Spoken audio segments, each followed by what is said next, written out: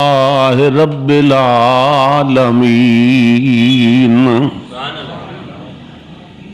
خالق السماء والأرضین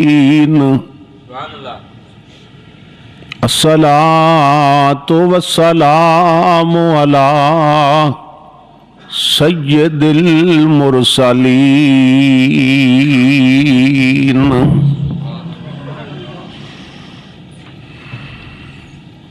قائد الغر المحجلین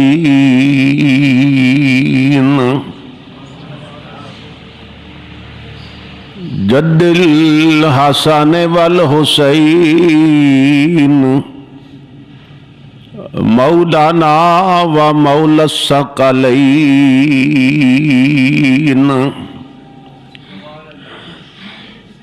سیدنا و نبینا و نجینا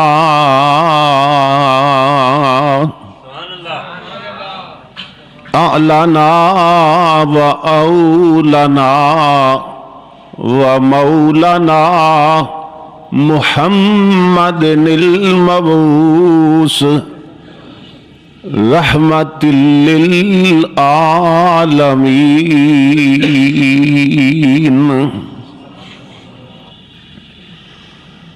وعلى آلہ وأصحابه الكاملين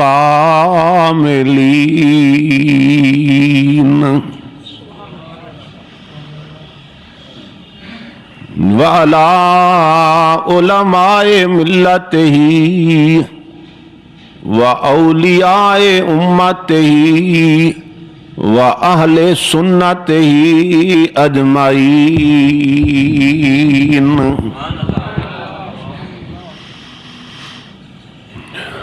اما بعد فاعوذ باللہ من الشیطان الرجیم بسم اللہ الرحمن الرحیم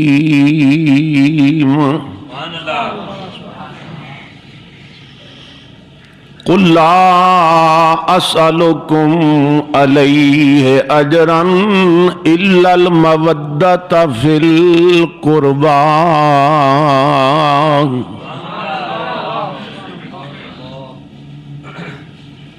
صدق اللہ مولانا العظیم وبلغنا رسولہ النبی الکریم الامین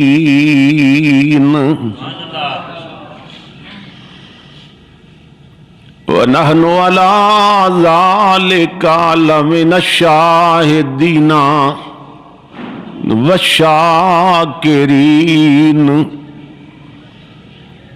والمطمئنين والآمنين والموقنين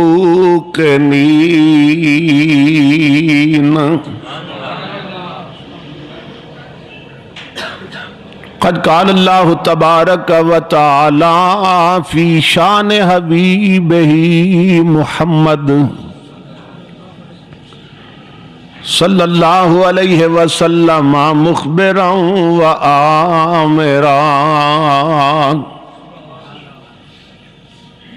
ان اللہ و ملائکتہ یصلون علی النبی یا ایھا الذین آمنوا صلو علیہ وسلموا تسلیما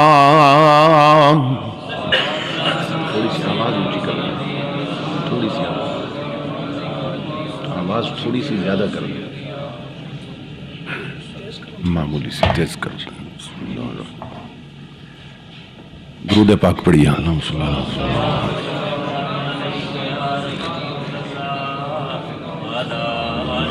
سیدنا و مولانا محمد لائق صد احترام معزز حاضرین و سامعین، اللہ رب العزت کا لاکھ لاکھ شکر ہے کہ جس نے اپنی توفیق خاص سے آپ کو اور مجھے جمعۃ المبارک کی یہ سعید ساعتیں عطا فرمائیں اور ان مبارک گھڑیوں میں اپنی پاک بارگاہ میں حاضری کا شرف عطا کیا۔ میں نے آپ حضرات کی خدمت میں جس آیہ کریمہ کو عنوان گفتگو کے طور پہ تلاوت کرنے کا شرف حاصل کیا ہے، اس میں اللہ پاک نے نبی اکرم صلی اللہ تعالی علیہ وآلہ وسلم کے قرابت دار، حضور کے تعلق والے اور حضور کے قربا کی عظمت و فضیلت کو بیان کیا ہے۔ چونکہ یہ مہینہ محرم الحرام کا ہے اور اس میں بالعموم واقعہ کربلا کے ضمن میں نبی اکرم صلی اللہ تعالی علیہ وآلہ وسلم کے تعلق والوں کی عظمت کو بیان کیا جاتا ہے۔ اسی مناسبت سے میں نے بھی اس عنوان کا انتخاب کیا، اس پر میں چند ایک گزارشات آپ حضرات کی خدمت میں پیش کروں۔ اللہ پاک حقائق کو سمجھ کر ماننے کی اور عمل کی توفیق عطا فرمائے۔ جس طرح بہت سے حقائق مسخ کر دیے گئے اور ان پہ پردہ ڈالا گیا، اسی طرح نبی اکرم صلی اللہ تعالی علیہ وآلہ وسلم کی جو اہل بیت ہے، کون کون اہل بیت ہیں، اہل بیت کی وسعت کیا ہے، اس پہ دبیز پردے ڈال دیے گئے اور پنج تن پاک کا تصور جو ہے اس کو عام کیا گیا۔ تو عوام کے ذہن میں یہ ہے کہ بس یہ جو پنج تن پاک ہیں، نبی اکرم صلی اللہ تعالی علیہ وآلہ وسلم، سیدہ فاطمہ الزہرا رضی اللہ تعالیٰ عنہ، علی المرتضیٰ رضی اللہ تعالیٰ عنہ اور حسنین کریمین، بس یہی پنج تن پاک ہیں، اس سے ہٹ کے حضور کی کوئی اہل بیت نہیں ہے۔ عوام کے ذہن میں یہ بات بچھا دی گئی اور یہ اس لیے ہوا کہ ہمارا اٹھنا بیٹھنا ان لوگوں کے ساتھ ہے کہ جو سرے سے اسلام ہی کے دشمن ہیں۔ میرے خیال میں رافضیوں کو قادیانیوں سے پہلے غیر مسلم اقلیت قرار دیا جانا چاہیے تھا، لیکن اس طرف توجہ نہیں دی گئی کہ یہ ٹوٹلی پورے دین کے منکر ہیں، قرآن پر ان کا ایمان نہیں ہے۔ اللہ رب العزت کے بارے میں یہ بدع کا عقیدہ رکھتے ہیں۔ جو رافضی ہیں، جو شیعہ ہیں، ان کا عقیدہ بدع ہے اللہ رب العزت کے بارے میں کہ اللہ بھول جاتا ہے۔ یہ ان کی اصول کی کتابوں میں یہ عقیدہ درج ہے، اس کو عقیدہ بدع کہتے ہیں کہ اللہ رب العزت بھی بھول جاتا ہے، اور اس بھولنے کی انہوں نے پھر دلیل بھی دی کہ جبریل کو بھیجا تھا محبوب کی طرف، یعنی علی المرتضیٰ کی طرف، وہی دے کر، اور جبریل بھی بھول گیا اور اللہ کو بھی بیدا ہو گیا۔ وہی بھیجنی تھی علی المرتضیٰ کی طرف اور بھیج دی نبی اکرم صلی اللہ علیہ وسلم کی طرف۔ تو یہ جو اس طرح کے لوگ ہیں جن کا عقیدہ ہی اسلام کے خلاف ہے، ان کے ساتھ اٹھنے بیٹھنے کی وجہ سے، ان کے ساتھ سنگت کی وجہ سے بہت سے لوگ جو ہیں، اسلام کے بہت سے عقائد ان کے ذہن میں خلط ملط ہو گئے، گڈ مڈ ہو گئے، اور پنج تن پاک کا جب نام آتا ہے تو وہ یہی سمجھتے ہیں کہ بس یہی پنج تن پاک ہے اور کوئی نہیں، اور انہی کو اہل بیت سمجھتے ہیں۔ تو یہ سمجھ لیں کہ نبی اکرم صلی اللہ تعالی علیہ وسلم کی اہل بیت کون ہیں، یہ سمجھانے کے بعد کہ اہل بیت کون ہیں میں آپ کو سمجھاؤں گا کہ حضور کی اہل بیت کا مقام کیا ہے، تاکہ جو میں شان بیان کروں گا آپ کو پتہ چلے گا یہ شان حضور کی بیٹیوں کی بھی ہے، یہ شان حضور کی بیویوں کی بھی ہے، اور یہ شان اس خاندان کی بھی ہے جس سے حضور آئے ہیں، اور یہ شان ان کی بھی ہے جن سے حضور نے رشتے ناتے قائم کیے، کیونکہ سب حضور کے قرابت دار قرب والے جو ساتھ رہتے ہیں، جن کے ساتھ برادری قائم کر لی جائے، جن کے ساتھ سنگت میں زندگی بیت جائے، انہیں قرابت دار کہتے ہیں۔ تو اللہ رب العزت نے اپنے محبوب کے قرابت داروں کی عظمت کو بیان کیا، مگر اس سے پہلے سمجھ لیں قرابت دار ہیں کون اور اہل بیت کون ہیں۔ نبی اکرم صلی اللہ تعالی علیہ وسلم کی جو اہل بیت ہے، اس کی علماء نے 3 قسمیں بیان کی ہیں۔ نمبر 1 اہل بیت نسب، کہ جن سے حضور آئے وہ بھی حضور کی اہل بیت۔ نبی اکرم صلی اللہ تعالی علیہ وسلم کے ساتھ نسبت کی وجہ سے چونکہ اہل بیت بنتی ہے۔ پہلے تو یہ یاد رکھیے، ہر گھر کے بندوں کو اہل بیت نہیں کہتے، یہ ایک ٹرم بن گئی، ایک اصطلاح بن گئی حضور کے گھر والوں کے لیے۔ اگرچہ لغوی اعتبار سے اہل بیت کا مطلب ہے گھر والے، تو وہ آپ کے بھی ہیں میرے بھی ہیں، مگر انہیں اہل بیت نہیں کہتے ہم بالعموم۔ جب اہل بیت کا لفظ بولتے ہیں تو سیدھا دھیان حضور کے گھر کی طرف چلا جاتا ہے کہ یہ حضور کے گھر والے ہیں۔ تو یہ سمجھ لیں کہ حضور کے جو اہل بیت نسب ہیں وہ بھی حضور کے ساتھ نسبت کی وجہ سے اہل بیت بن رہے ہیں، لیکن یہ ہیں کون کہ جن سے حضور آئے۔ نبی اکرم صلی اللہ تعالی علیہ وسلم جس خاندان سے تشریف لائے، جن سے حضور آئے، وہ حضور کے اہل بیت نسب ہیں، اور ان میں کون ہیں؟ حضرت عبداللہ کے 2 بیٹے ہیں حضور، حضرت عبداللہ کے سگے بھائی ہیں حضرت امیر حمزہ اور حضرت عباس، یہ اہل بیت نسب ہے۔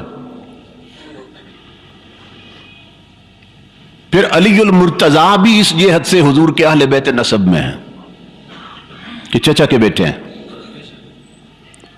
اور امام الانبیاء چونکہ اس خاندان سے آئے، اور پھر دعا کر کے بھی حضور نے علی المرتضیٰ کو اپنی اہل بیت میں شامل کیا، اپنی آل میں شامل کیا، تو علی المرتضیٰ اہل بیت نسب میں بھی ہیں۔ تو حضرت حمزہ اور حضرت عباس یہ حضور کے اہل بیت ہیں، مگر کون سے؟ اہل بیت نسب، جن سے حضور آئے۔ لیکن یہاں توجہ طلب بات یہ ہے کہ حضرت عبداللہ کے جو حضور کے والد گرامی ہیں رضی اللہ تعالیٰ عنہ، ان کے حضرت امیر حمزہ ہی یا حضرت عباس ہی صرف بھائی نہیں ہیں، ان کے اور بھی بھائی ہیں۔ ابو لہب بھی ان کا سگا بھائی ہے۔ حضرت امیر حمزہ، حضرت عباس، ابو لہب، یہ سگے بھائی ہیں حضرت عبداللہ کے جو حضور کے والد ہیں۔ تو پھر کیا وجہ ہے کہ ساری دنیا حضرت عباس اور حضرت امیر حمزہ کو اہل بیت مانتی ہے، ابو لہب کو نہیں مانتی، وہ بھی سگا چچا ہے۔ تو 2 سگے چچا اہل بیت ہیں، ایک نہیں ہے۔ اس کا سبب کیا ہے؟ تو بتایا کہ اس کا سبب یہ ہے کہ حضور صلی اللہ علیہ وسلم کی اہل بیت بننے کے لیے صرف خاندان کا ملنا ضروری نہیں، نبی کے ساتھ عقیدے کا ملنا بھی ضروری ہے۔ یہ بنیادی نقطہ آپ ذہن میں رکھیں، کبھی دھوکہ نہیں کھائیں گے کہ نبی اکرم صلی اللہ تعالی علیہ وسلم کی اہل بیت بننے کے لیے، حضور کی آل کہلوانے کے لیے صرف خاندان کا ملنا ضروری نہیں۔ آپ کہتے ہیں جی ہمارے محلے میں بھی شاہ صاحب رہتے ہیں، مگر ہیں گستاخ صحابیوں کے، عقیدہ رافضیوں والا ہے۔ آپ کہتے ہیں جی وہ بھی شاہ جی ہیں، ہم ان کا بھی احترام کرتے ہیں۔ تو یہ سمجھیں وہ احترام کے لائق نہیں ہے، اس لیے کہ وہ اہل بیت ہی نہیں ہے حضور کی۔ تو جب حضور کی آل ہی نہیں تو احترام کیسا؟ نبی اکرم صلی اللہ تعالی علیہ وآلہ وسلم کے ساتھ صرف نسب کا ملنا ضروری نہیں اہل بیت بننے کے لیے، بلکہ حضور کے ساتھ عقیدے کا ملنا بھی ضروری ہے، عقیدے کا ملنا بھی ضروری ہے۔ تو ان دو کا چونکہ حضور سے خاندان ہی نہیں ملتا، عقیدہ بھی ملتا ہے، اس لیے یہ اہل بیت نسب میں ہیں، اور اس کا خاندان ملتا ابو لہب کا، عقیدہ نہیں ملتا حضور کے ساتھ، اس لیے سگا چچا ہو کر بھی اہل بیت سے خارج۔ یہ سمجھا؟ اب اس کی میں قرآن سے دلیل دینے لگا۔ نوح علیہ السلام کا سگا بیٹا ہے، مگر وہ کافر تھا، کافر تھا۔ تو جب طوفان آیا، سیلاب آیا، آپ تو اپنے بحری بیڑے پہ تھے اور اپنے ساتھیوں کو بٹھا لیا، اس نے کہا میں پہاڑ پہ چڑھ جاؤں گا، قرآن میں یہ سارا واقعہ۔ تو جب ڈوبنے لگا تو نوح علیہ السلام پکار اٹھے، ان نبنی من اہلی، مولا میرا بیٹا ہے، میری اہل سے ہے، اہل بیت سے، اور ڈوب رہا ہے۔ لفظ نکلے آپ کے منہ سے، ان نبنی، بے شک میرا بیٹا ہے، من اہلی، اور میرے اہل بیت سے ہے۔ پلٹ کے رب نے جواب کیا دیا؟ انہوں نے دو نسبتوں کا ذکر کیا تھا، ان نبنی ایک نسبت یہ کہ بے شک میرا بیٹا ہے، من اہلی اور میری اہل بیت سے ہے، یہ دو چیزیں بیان کی تھی۔ اللہ رب العزت نے پلٹ کے کیا جواب دیا؟ بیٹا ہونے کا انکار نہیں کیا رب نے، یہ نہیں کہا تیرا بیٹا نہیں نوح علیہ السلام، بلکہ کیا فرمایا؟ لیس من اہلک، تیری اہل بیت میں سے نہیں ہے، تیری آل سے نہیں میرے نوح۔ کیوں؟ انہو عمل غیر صالح، اس لیے کہ تیرے ساتھ نہ عمل ملتا ہے نہ عقیدہ ملتا ہے، آل میں سے نہیں ہے، تیری اہل بیت میں سے نہیں ہے۔ کیوں؟ کہ نہ تمہارے ساتھ عمل ملتا ہے نہ تمہارے ساتھ عقیدہ ملتا ہے۔ تو یہ بیٹا پہلی پشت میں نوح علیہ السلام کا، پہلی پشت میں ہے، اور عقیدہ نہیں ملتا نبی کے ساتھ، تو اللہ رب العزت نے پہلی پشت میں سے اس بیٹے کو حال سے خارج کر دیا۔ تو یہ جو آج کے سید ہیں اور رافضی ہیں، کہتے ہم سید ہیں، اور یہ پتہ نہیں کتنی پشت میں ہیں، تو جب عقیدہ نہیں ملتا حضور کے ساتھ تو یہ بھی آل رسول سے خارج ہیں۔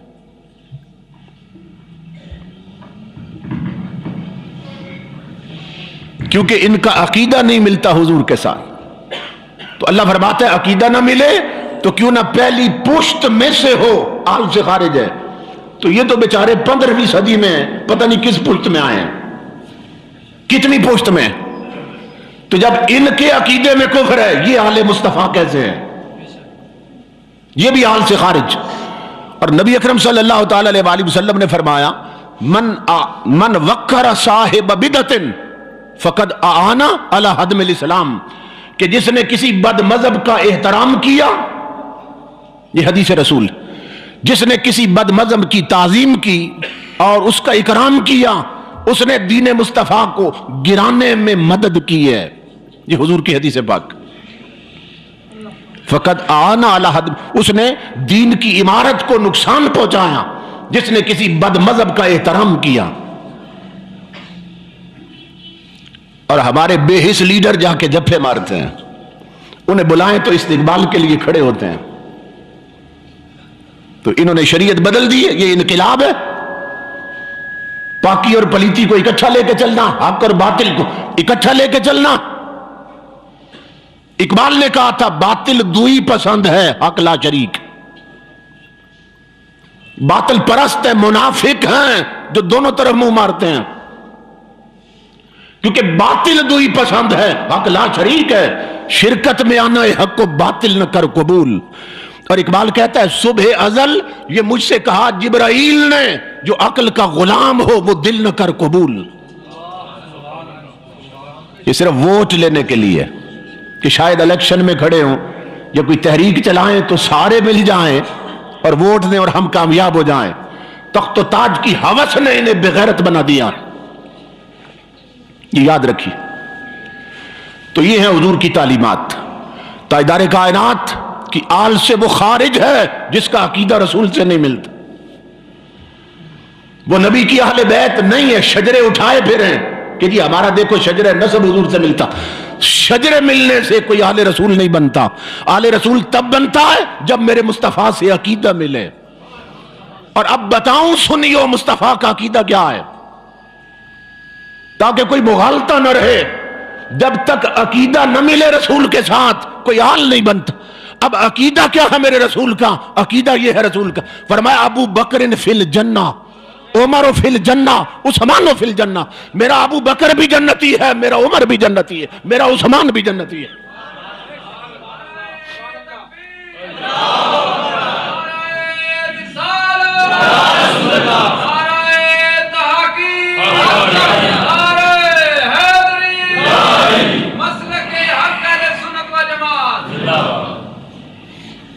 عقیدہ یہ ہے حضور کا. اس میں تفصیل بھی ہے. اگر اسی پر نکل گیا تو پھر پوری تقریر اسی پہ ہوگی. تاجدار کائنات کے ساتھ عقیدے کا ملنا ضروری ہے. اور تاجدار کائنات کا عقیدہ یہ ہے کہ اعلان کیا اصحاب پیغمبر کی مجلس میں میرا ابو بکر بھی جنتی ہے، عمر بھی جنتی ہے، عثمان بھی جنتی. تو عقیدہ نہیں ملتا تو پھر یہ سید کیسے ہیں؟ یہ سمجھیے. عقیدہ نہیں ملتا اور تاجدار کائنات کو فالو نہیں کرتے حضور صلی اللہ علیہ وسلم کے احکام. جن کے جنتی ہونے کا اعلان حضور نے کیا انہیں جنتی نہیں مانتے تو یہ خود جہنمی ہیں. یہ سمجھ لے. ایک بندہ تھا نا حضرت امام زین العابدین گلی میں جا رہے تھے، مسجد سے نکلے اپنے گھر جا رہے تھے. وہ بھی ساتھ ساتھ چلنے لگا. تو چلتے ہوئے اس نے نہ دو چار سخت باتیں کہہ دی. یوں سمجھے کہ اس نے گستاخی کی. ساتھ ساتھ کہتا جا رہا تھا، برا بلا کہتا جا رہا تھا. آپ چپ کر کے سنتے جا رہے تھے. جب آپ کا دروازہ آیا، گھر آ گیا، آپ رک گئے، اس کے پشت پہ ہاتھ رکھا. فرمایا میرے دوست اب میرا گھر آ گیا ہے تو میں اندر چلا جاؤں گا. ایسا نہ ہو تیرے دل میں کوئی بھڑاس رہ جائے. میں تھوڑی دیر رک جاتا ہوں، جو کسر رہ گئی وہ بھی نکال لے. کوئی جواب نہیں دیا، پیشانی پہ بل نہیں ڈالے. کہا میرے دوست اب میرا گھر آ گیا، میں چلا جاؤں گا اندر. ایسا نہ ہو کوئی بھڑاس رہ جائے. میں تھوڑی دیر رک جاتا ہوں، جو کسر رہ گئی وہ بھی نکال.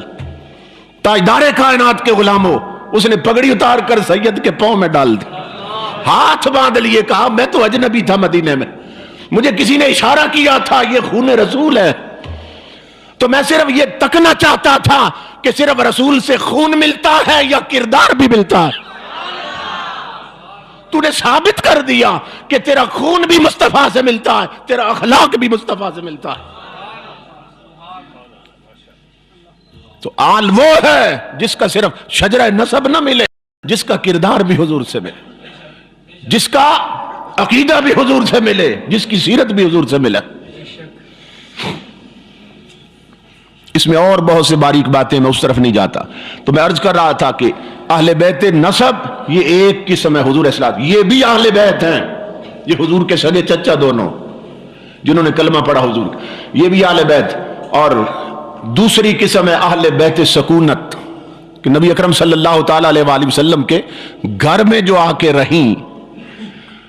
پیدا تو صدیق اکبر کے گھر میں ہوئی، پیدا تو فاروق اعظم کے گھر میں ہوئی، پیدا تو حضرت ابو سفیان کے گھر میں ہوئی، مگر بستر رسول کی زینت بن گئی، حضور کی ازواج بن گئی، امہات المومنین بن گئی. تو چونکہ سکونت حضور کے گھر کی تھی، یہ بھی اہل بیت ہیں. اور یہ اہل بیت سکونت،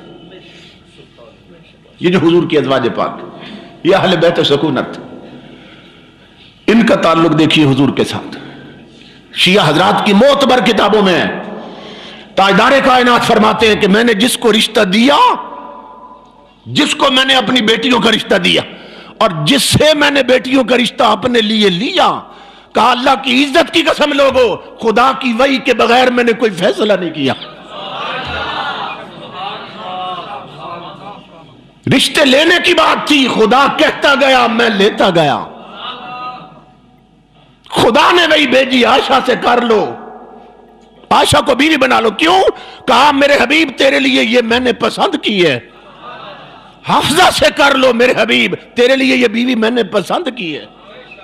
فرمایا جس طرح لیے میں نے رشتے اللہ کی وحی سے، اسی طرح جب فاطمہ دی، زینب دی، ام کلثوم دی عثمان غنی کو، تو میں نے اپنے مشورے سے نہیں رب کی رضا سے دی. اللہ وہی بھیجتا تھا تیری بیٹی کے لیے میں نے عثمان پسند کر لیا. اللہ وہی بھیجتا تھا میرے حبیب تیری دوسری بیٹی کے لیے بھی میں نے عثمان پسند کر لیا. تیری بیٹی کے لیے میں نے علی المرتضیٰ پسند کر لیا. اور شیعہ حضرات کی دوسری تفسیر ہے لوامع التنزیل، اس میں تاجدار کائنات کی حدیث پاک، اس حدیث کے آخر میں یہ لفظ ہے سألت اللہ ووعدنی بذالک، میں نے اپنے رب سے ایک سوال کیا تھا، ایک گزارش کی تھی، میرے رب نے میرے ساتھ وعدہ کر لیا. وہ سوال کیا تھا اور وعدہ کیا کیا اللہ نے؟ امام الانبیاء فرماتے ہیں میرا سوال یہ تھا مولا کہ جس کو میں بیٹیاں دوں یا جس کی میں بیٹیاں لوں وہ دوزخ نہ جائے. سوال میں نے یہ کیا تھا.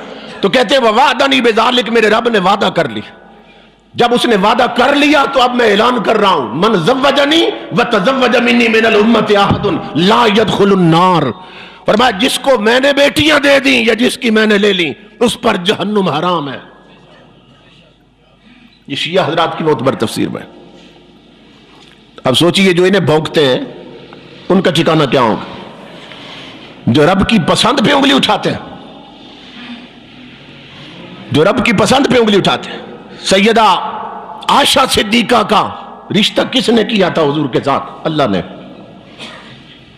تو معاذ اللہ جو ان کی سیرت پہ انگلیاں اٹھاتے ہیں ان کی سیرت پہ نہیں رب کے انتخاب پہ تان کرتے کہ اللہ کا چوائس غلط تھا. معاذ اللہ ان ظالموں کا اسی لیے تو عقیدہ یہ گڑا کہ اللہ بھول جاتا ہے. معاذ اللہ عقیدہ بدع، یہ رافضیوں کا بڑا مشہور عقیدہ ہے، اللہ بھول جاتا ہے.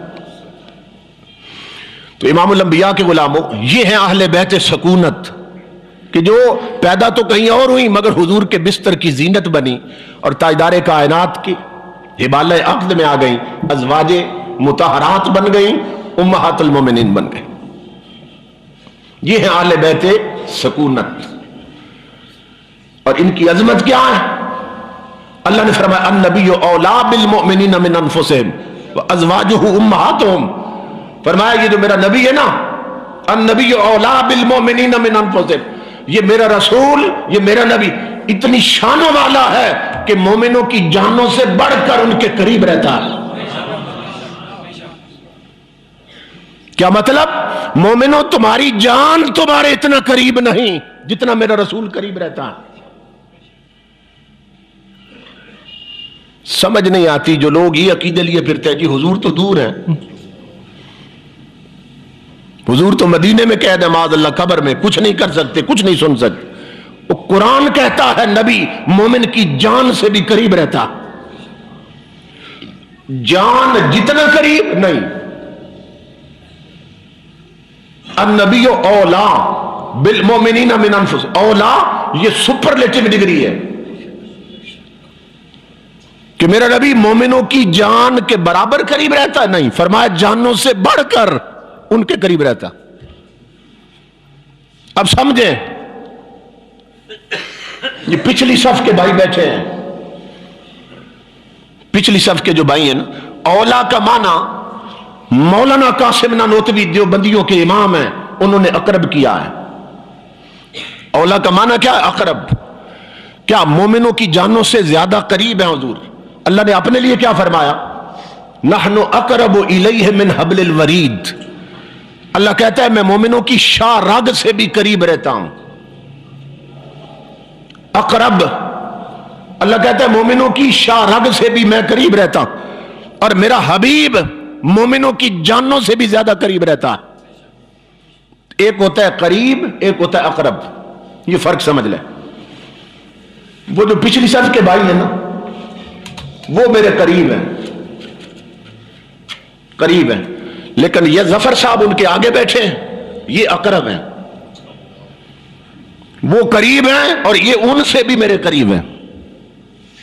یہ ظفر صاحب اگر قریب ہیں تو یہ میز اقرب ہو گیا کہ میز ان سے بھی میرے قریب ہے, اور یہ میز اگر قریب ہے تو یہ میرے کپڑے اقرب ہو گئے کہ یہ میز سے بھی زیادہ میرے قریب ہے, اور یہ کپڑے اگر قریب ہیں تو جسم کی کھال وہ اقرب ہو گئی کہ وہ کپڑوں سے بھی زیادہ میرے قریب ہے, اور وہ کھال اگر قریب ہے تو اندر دل وہ اقرب ہو گیا, دل اگر قریب ہے تو اندر جان اقرب ہو گئی, اور جان اگر قریب ہے تو مصطفیٰ اقرب ہو گئے.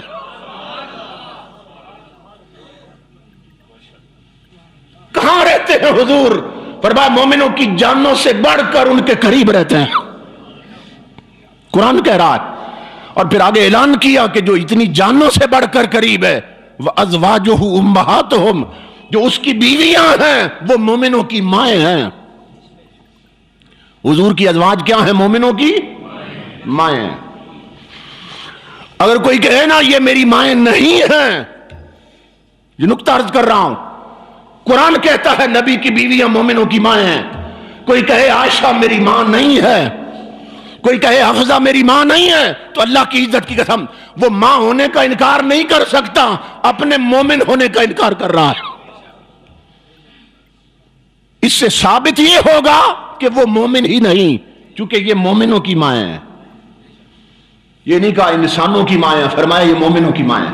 تو جو حضرت عائشہ صدیقہ, حضرت حفصہ اور حضور کی دیگر ازواج انہیں ماں نہ مانے اور ماں کا درجہ نہ دے, وہ مومن ہی نہیں ہے. اب عرض یہ کرنا چاہتا ہوں کہ یہ حضور کی جو ازواج ہیں انہیں ماں کس نے کہا؟ ہماری اللہ نے. انہیں کس نے کہا کہ یہ ہماری ماں ہیں؟ اللہ نے کہا کہ عائشہ تمہاری ماں ہیں, حفصہ تمہاری ماں ہیں, اللہ نے کہا. اور یہ جو ہماری مائیں ہیں جن کے قدموں میں جنت, جن کے ہم پیٹ سے پیدا ہوئے, ان کا ماں ہونا کس نے بتایا کہ یہ تمہاری ماں ہے؟ کبھی غور کریں اس پر. آپ کو کوئی آیا تھا کنٹونمنٹ سے, کوئی بندہ آیا تھا, اس نے بتایا تھا یہ تیری ماں ہے؟ جس ایریے میں آپ رہتے ہیں اس کے تھانے سے کوئی پولیس والا آیا تھا, اس نے بتایا تھا یہ آپ کی ماں ہے؟ ہمیں کس نے بتایا یہ ہماری ماں ہے, جس کو ہم ماں کہتے ہیں؟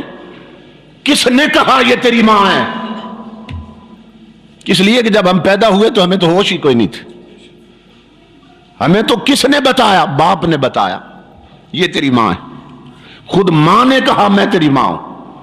جو بڑی بہنیں تھیں, جو خالائیں تھیں, جو چچیاں تھیں, انہوں نے بتایا یہ تیری ماں ہے. تو جنہیں باپ بتائے یہ تیری ماں ہے, بہنیں بتائیں یہ تیری ماں ہے, ماموں بتائیں یہ تیری ماں ہے, جو انہیں بکواس کرے آپ زندگی بھر اسے منہ نہیں لگاتے. تو راضی بھی ہو جائے نا, لیکن دل میں غبار رہتا ہے اس نے میری ماں کو گالی دی تھی.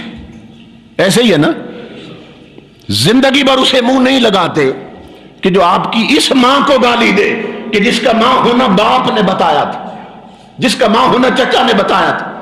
تو جو حضرت عائشہ صدیقہ کو بھونکے تم اسے جھپے مارتے ہو, تم سے بڑا بغیرت کون ہے؟ کہ عائشہ تو وہ ہے جسے خدا کہتا ہے تیری ماں ہے, جسے قرآن کہتا ہے تیری ماں ہے, انہیں جو بھونکتے ہیں انہیں منہ لگاتے ہو. سوچئے ٹھکانہ کہاں ہوگا. یہ کوئی قصے کہانی نہیں ہے, قرآن پڑھ رہا ہوں. اللہ فرماتا ہے میرے حبیب تیری ازواج مومنوں کی مائیں, ازواجہ امہاتہم, اور نبی کی ازواج مومنوں کی مائیں. تو یہ اہل بیت سکونت ہیں جتنی حضور کی ازواج. اور تیسری قسم حضور کی آل کی اہل بیت ولادت, کہ وہ خوش نصیب بیٹیاں, وہ خوش نصیب بچے جو حضور کے گھر میں پیدا ہوئے. یہ اہل بیت ولادت ہیں. یہ کون ہے؟ حضور کی 4 بیٹیاں اور تاجدار کائنات کے 3 بیٹے. یہ 7 نفوس قدسیہ, یہ تاجدار کائنات کی اہل بیت ولادت. اب ان ظالموں نے کیا کیا؟ جہاں دیکھا نہ کہ صحابیوں کی عظمت ظاہر ہو جائے گی, اسی کا انکار کر دیا. اب اگر مان لے کہ حضور کی 4 بیٹیاں ہیں تو پھر ماننا پڑے گا کہ 2 عثمان غنی کو دی تھیں. انہوں نے کیا کیا؟ انہوں نے کہا انکار کر دو، حضور کی بیٹی 1 تھی، 3 تھی نہیں. وہ 3 جو تھیں وہ پیچھے لگ تھیں، پیچھے سے آئی تھی. معاذ اللہ، حضور کی بیٹیوں کا انکار کر. حالانکہ میرے پاس شیعہ حضرات کی 36 کتابوں کے حوالے لگے ہوئے ہیں، 36 کتابوں کے حوالے کہ تاجدار کائنات کی 4 بیٹیاں تھیں. مگر ممبروں پہ اور بھونکتے ہیں، تقیہ کرتے ہیں، سنیوں کو پریشان کرنے کے لیے، عقیدے خراب کرنے کے لیے. اور ان کی سب سے معتبر کتاب میں نے بتایا کون سی ہے؟ اصول کافی، کہ جس کے بارے میں ان کا عقیدہ ہے کہ وہ قرآن سے بھی زیادہ معتبر کتاب، کیونکہ وہ غار والے امام کو دکھائی تھی جس نے لکھی تھی، یعقوب کلینی نے. وہ دکھانے کے بعد ان سے ویریفیکیشن کرائی. انہوں نے کہا کہ ھذا کافی لشیعتنا، یہ ہمارے شیعوں کو ایک کتاب بھی کافی ہے. اب یہ تو امام صاحب ہی بتا سکتے ہیں کافی کیوں کہا. ہدایت کے لیے کافی ہے یا ان کے جہنم بھیجنے کے لیے کافی ہے؟ یہ تو وہی بتائیں گے ان کے ذہن میں. تو جب انہوں نے کہا نا ھذا کافی لشیعتنا، یہ ہمارے شیعوں کو کافی ہے، تو انہوں نے کہا اس کا نام ہی ہم کافی رکھ دیتے ہیں. اصول کافی، فروع کافی. اصول کافی پہلی جلد ہے، فروع کافی دوسری جلد. پہلی میں اصول ہے، دوسری میں فروع. تو یہ شیعوں کی معتبر کتاب ہے کہ جس کے بارے میں قرآن سے زیادہ مستند ہونے کا عقیدہ رکھتے ہیں. اس میں ہے کہ حضور کی 4 بیٹیاں تھیں. اور بے غیرتی اور بے بددیانتی دیکھیے کہ میرے والد گرامی رحمت اللہ تعالی علیہ کی وراثت میں جو مجھے کتاب ملی تھی نا، تحفۃ العوام، شیعوں کی معتبر کتاب ہے، اس میں حضور کی 4 بیٹیوں کا ذکر ہے. اور جو میں نے ابھی لاہور سے منگوائی، بدبختوں نے اس سے نکال دیا. اب اندازہ کریں بددیانتی کا. دونوں میرے پاس، ایک میں ہے جو پرانی تھی، نئی سے نکال دیا تاکہ قوم کو پتہ نہ چل سکے. تو یہ تاجدار کائنات کی 4 بیٹیاں اور حضور کے 3 بیٹے، یہ اہل بیت ولادت، یہ حضور کے گھر میں پیدا ہوئے. اور نبی اکرم صلی اللہ تعالی علیہ وآلہ وسلم نے 1 بیٹی حضرت علی کو دی، 2 بیٹی حضرت عثمان کو دی. اور پوری تاریخ انسانیت میں عثمان غنی کے بعد کوئی بندہ ایسا نہیں کہ جس کے نکاح میں یکے بعد دیگرے کسی رسول کی 2 بیٹیاں آئی ہوں. بے مثل ہے اس بات میں عثمان، بے مثال ہے. اور یہ بھی نہیں کہ نبی نے کہا ہو جب دونوں فوت ہو گئی اپنے وقت، نبی نے کہا عثمان اگر میرے پاس 40 بیٹیاں ہوتی میں دیتا جاتا حتیٰ کہ ختم ہو جاتے. اتنے خوش تھے حضور ان سے. تو یہ اہل بیت ولادت ہیں جو حضور کے گھر میں بیٹیاں پیدا ہوئیں. اب یہ سمجھ آ گئی نا آپ کو، یہ سارے اہل بیت نسب، اہل بیت سکونت، اہل بیت ولادت، یہ سب حضور کی اہل بیت. اس میں بیویاں بھی ہیں، بیٹیاں بھی ہیں، اور حضور کے چچا بھی ہیں 2 جو میں نے ذکر کیے. اب ان سب کی عظمت اس آیت میں بیان ہو رہی ہے. اللہ نے فرمایا قل لا اسألکم علیہ اجرا الا المودۃ فی القربى. اے حبیب فرما دے اپنی امت سے کہ میں تم سے اس پر کوئی بدلہ نہیں مانگتا، اس عطا پر میں تم سے کچھ نہیں مانگتا، کوئی ریٹرن نہیں مانگتا، کوئی معاوضہ نہیں مانگتا. الا المودۃ فی القربى، ہاں جو میرے اہل بیت ہیں بس صرف ان سے پیار کر لیا کرو. زندگی بھر کی عطاؤں کا کوئی صلہ نہیں مانگتا، زندگی بھر کے احسانوں کو کوئی بدلہ نہیں مانگتا. بڑی محنت کی ہے میں نے تمہارے لیے، تم نے وہ گناہ جو ابھی کرنے تھے نا بعد میں، ان پر میں پہلے روتا رہا ہوں غاروں میں، اور ان کی بخشش کی بھی دعائیں مانگی ہیں. فرمایا میں اس پر کوئی بدلہ نہیں مانگتا.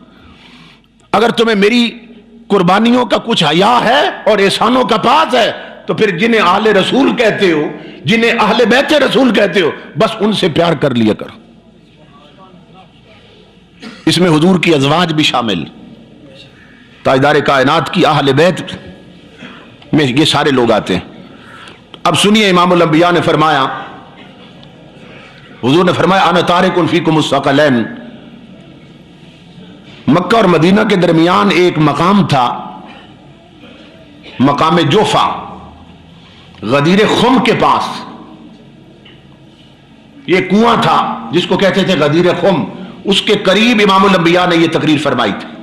جب واپس جا رہے تھے حضور صلی اللہ علیہ وسلم، اللہ کی حمد و ثنا کے بعد امام الانبیاء نے یہ فرمایا اسی خطاب کے دوران، انا تارک فیکم الثقلین، اے میری امت میں تم میں دو بھاری چیزیں چھوڑ کے جا رہا ہوں، کتاب اللہ و عترتی، اپنی کتاب اور اپنی اہل بیت، دو چیزیں چھوڑ کے جا رہا ہوں. فیہ الہدا والنور، جو کتاب بھیجی ہے نا اس میں ہدایت بھی ہے، نور بھی، جو کتاب چھوڑ رہا ہوں. اور اذکرکم اللہ فی اہل بیتی، اور اپنی اہل بیت کے بارے میں میں تمہیں اللہ سے ڈرا رہا ہوں. کسی کی توہین نہ کر بیٹھنا، کسی کے دامن پر انگلی نہ اٹھا بیٹھنا، میں اللہ سے ڈرا رہا ہوں. اذکرکم اللہ فی اہل بیتی، پھر دوبارہ فرمایا اپنی اہل بیت کے بارے میں میں تمہیں اللہ سے ڈرا رہا ہوں. یہ جو بات ہے نا، یہ بات، یہی بات حضور نے صحابیوں کے لیے فرمائی. فرمایا اللہ اللہ فی اصحابی لا تتخذوہم غرضا من بعدی. فرمایا میرے صحابیوں کے بارے میں، میری امت، اللہ سے ڈرتے رہنا، ڈرتے رہنا میرے صحابیوں کے بارے میں. میرے بعد لا تتخذوہم، میرے بعد انہیں نشانہ تنقید نہ بنانا، ان پر زبان تان دراز نہ کرنا، انگلی نہ اٹھانا ان کے کردار پر. صحابیوں کے بارے میں فرمایا اللہ سے ڈرتے رہنا. اور فرمایا من احبہم فبحبی احبہم ومن ابغضہم فببغضی ابغضہم.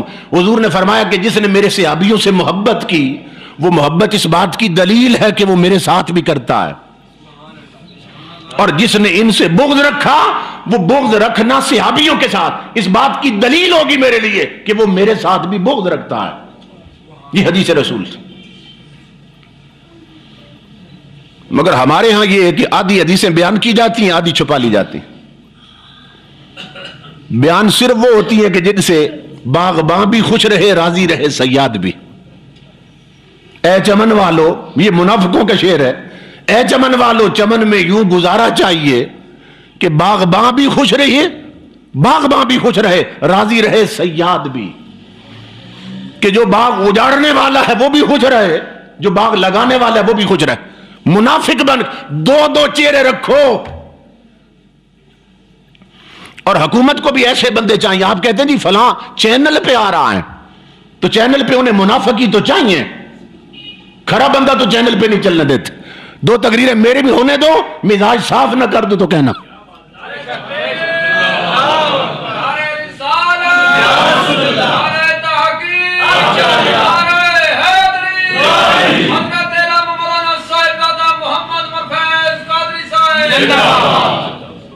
صرف پاکستانیوں کو یہ سمجھا دوں گا چینل پہ آل بیت رسول کون ہے، صرف یہ اور سید کسے کہتے ہیں یہ سمجھا دوں گا. پھر بعد میں تم اپنی ہانکتے رہنا. پردے ڈالے جا رہے ہیں کہ باغباں بھی خوش رہے، راضی رہے صیاد بھی، کیونکہ دونوں کو خوش رکھنا. اور یہ یاد رکھے، بعض کہتے ہیں جی ہمارے تو سلو کلی والے ہیں، جی ہمارے سلو کلی والے ہیں، وہ جی ہمارا جو لیڈر ہے کہتے ہیں ان سے سارے خوش ہیں. میں نے کہا منافق جو ہوئے، جو منافق ہوگا اس سے سارے خوش ہوں گے. جو حق کی بات کرے گا یہ سنو، اس سے جو باطل والے ہیں وہ ضرور روٹیں گے. میرے آقا نے فرمایا تھا فاروق اعظم کے بارے میں، فرمایا تھا رحم اللہ عمر، اللہ میرے عمر پہ رحم فرمائے، ترکہ الحق ما لہ من صدیق. یہ حضور نے فرمایا عمر چونکہ حق کہتا ہے، حق کہتا ہے، فرمایا حق بولنے نے، حق کہنے نے اسے تنہا کر کے رکھ دیا، اس کا کوئی دوست نہیں رہا. یہ حدیث رسول. جس پر سارے خوش ہیں سمجھو منافق ہے کہ ساروں کی خوشی کی بات کر رہا ہے. اور ہونا کیا چاہیے کہ مجھے اس کا غم نہیں ہے کہ بدل گیا زمانہ، میری زندگی ہے تم سے، کہیں تو بدل نہ جا. بندے خوش رہے نہ رہے، خدا خوش رہنا چاہیے، مصطفیٰ خوش رہنا چاہیے. ان کی خوشی کو پیش نظر رکھ. تو امام الانبیاء کے غلاموں، تاجدار کائنات نے فرمایا میں تم میں دو بھاری چیزیں چھوڑ کے جا رہا ہوں. ایک اپنی کتاب فیہ الہدا والنور، جس میں ہدایت بھی ہے اور نور بھی. دوسری اپنے اہل بیت. یہ چھوڑ کے میں جا رہا ہوں. یہ حضور نے گویا اس حدیث میں خبر دی کہ چونکہ میں تو آخری نبی ہوں، خاتم النبیین ہوں، میرے بعد نبی کوئی نہیں، اب میں یہ چھوڑ کے جا رہا ہوں دو چیزیں، تو قیامت تک میرا قرآن بھی جائے گا، میری آل بھی جائے گی. یہ خبر دی حضور نے. قیامت تک انہیں کوئی مٹا نہیں سکتا، نہ میری آل مٹے گی نہ میرا قرآن مٹے گا. یہ دونوں قیامت تک چلتے رہیں گے. تو امام الانبیاء نے بتا دیا کہ قرآن بھی جاری رہے گا، چلتا رہے گا، اور آل بھی چلتی رہے گی. قربان جائیں، امام الانبیاء نے اس انداز سے بات کی کہ اس حدیث میں بھی حضور نے بتا دیا کہ حضور کی آل کون ہوگی، ہر دور میں حضور کی آل کون ہوگی. فرمایا میں دو چیزیں چھوڑ کے جا رہا ہوں، قرآن بھی قیامت تک جائے گا، آل چھوڑ کے جا رہا ہوں وہ بھی قیامت تک جائے گی. لیکن آل کی پہچان کیا ہوگی؟ ہر ایرا غیرہ نتھو خیرہ آل رسول بن جائے گا. پرویز مشرف جیسے بغیرت بھی کہیں گے میں آل رسول ہوں، جو ماں کے لیے لکھیں گے کہ وہ ڈانس کرتی تھی اور فرسٹ آئی تھی. کہ ایسے بے حیا بھی کہیں گے میں آل رسول ہوں. فرمایا سنو میں آل کی علامت بتا رہا ہوں. لن یفترقا، میں قرآن بھی چھوڑ کے جا رہا ہوں، آل بھی. کسی دور میں میری آل کبھی قرآن سے جدا نہیں ہوگی. اس کا کردار قرآن سے کبھی ہٹ کے نہیں ہوگا. یہ بتایا پہچان. کبھی قرآن سے ہٹ کر اس کا کردار نظر نہیں آئے گا. اکٹھے ہوں گے. لن یفترقا، کبھی جدا نہیں ہوگی میری آل قرآن سے. حتی یردا علی الحوض، امام الانبیاء نے فرمایا ایسا تعلق ہے آل کا قرآن کے ساتھ کہ یہاں تو کیا جدا ہوں گے، کل قیامت کے دن حوض کوثر پہ جب میری آل ہوگی تو قرآن ساتھ لے کے آئے گی.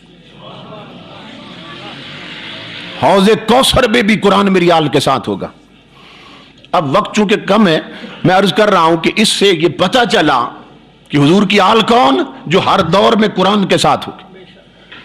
تو اب اگر کوئی کہے کہ میں آل رسول ہوں اور میں سید ہوں، اور ہو رافضی اور عقیدہ یہ رکھے کہ یہ قرآن نقلی ہے، عقیدہ یہ رکھے کہ یہ قرآن اصلی ہے ہی نہیں، ان کا یہ عقیدہ ہے. فصل الکتاب شیعوں کی معتبر کتاب ہے، 2 جلدوں میں، 2 جلدوں میں کتاب ہے. ان کے جو بڑے ہیں سارے لکھ گئے یہ قرآن نقلی ہے. اس میں پتہ ہے ان کی ورڈنگ کیا ہے؟ کہتے ہیں بل ہوا محرف مغیر مبدل، کہتے ہیں قرآن بدلا گیا، تبدیل کیا گیا. کتنا بدلا گیا؟ اس میں 6666 آیتیں ہیں، کہتے ہیں اس میں 17,000 آیتیں تھیں. اور بدلا کتنا گیا؟ اس کی ایک آیت بھی اس میں نہیں ہے. یہ بعض بھولے سنی کہتے ہیں جی وہ بھی قرآن پڑھتے ہیں، طالب جوری بھی قرآن پڑھتا ہے. تو وہ اللہ کے بندو تمہیں معلوم نہیں ہے، تم بولی گائے ہو، تمہیں نہیں معلوم وہ اس قرآن کو اصلی مانتے ہی نہیں، نقلی مانتے ہیں. اور تقیہ کرنا کہ اندر کچھ اور رکھنا باہر کچھ اور ثابت کرنا سنیوں کو پھنسانے کے لیے، یہ ان کے مذہب میں بہت بڑی عبادت. یہ جو آگے قرآن رکھتے ہیں یہ کہتے ہیں قرآن پڑھ رہے ہیں، تو اسے اصلی سمجھ کے نہیں پڑھ رہے. میں نے شاید پہلے بتایا تھا اگر اس قرآن کو شیعہ اصلی مانتے ہیں اور اس پہ ایمان ہے تو مجھے پوری پنڈی میں دکھا دو شیعوں کا کوئی مدرسہ جس میں بچوں کو حافظ قرآن بنایا جاتا ہو.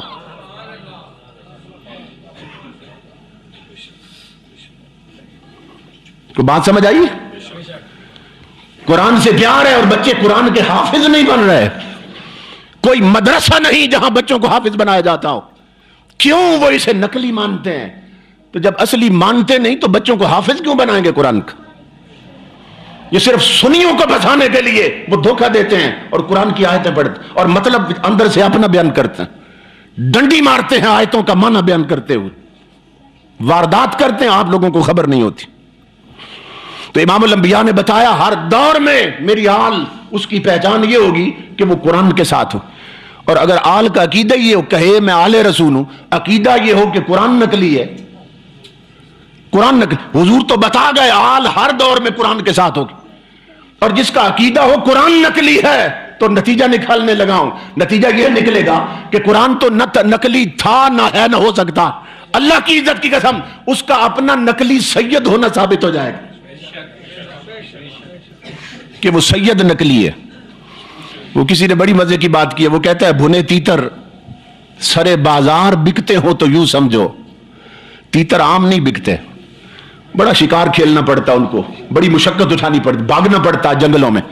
وہ کہتا ہے کہ اگر عام تیتر سمجھو نا کہ بورڈ لگے تیتر والے، تیتر کھاؤ تیتر کھاؤ، وہ کہتا ہے بھنے تیتر سرے بازار بکتے ہوں تو یوں سمجھو پسے پردہ کہیں کووں کی شامت لائی جاتی ہے۔